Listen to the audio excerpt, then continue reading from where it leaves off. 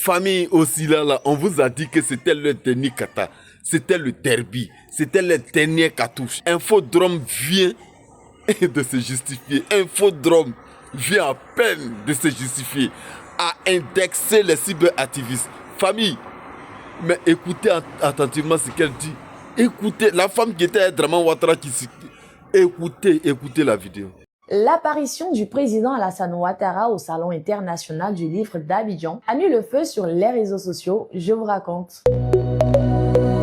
Une vidéo publiée par moi, journaliste chez l'Infodrome, montrant le président à l'ouverture du SILA 2026 est devenue très vite virale. Sur Internet, les interprétations ont pris toute une autre tournure. En quelques heures, les commentaires explosent, les théories aussi. Certains internautes, très inspirés, affirment mordicus qu'il ne s'agirait pas du président lui-même. Donc vous saviez que c'est lui qui allait venir, mais il allait juste porter le masque de silicone. Vous nous faire croire que c'est Draman Ouattara qui était là. D'autres même vont plus loin.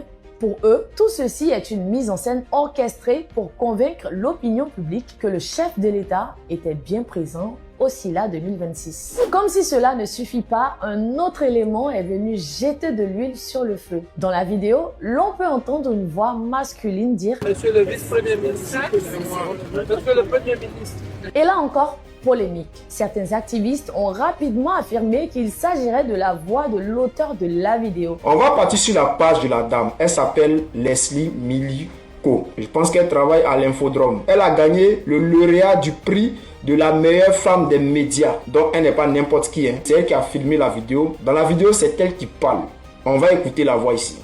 Monsieur le vice-premier ministre. Voilà, donc c'est sa voix qu'on attend.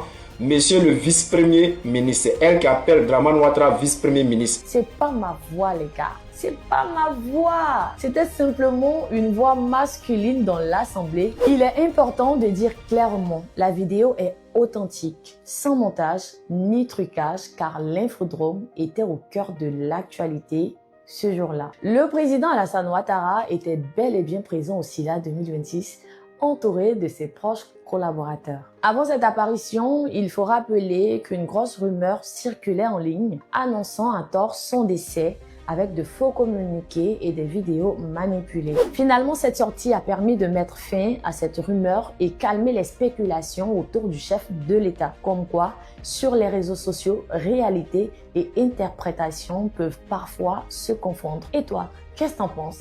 Dis-le-moi en commentaire.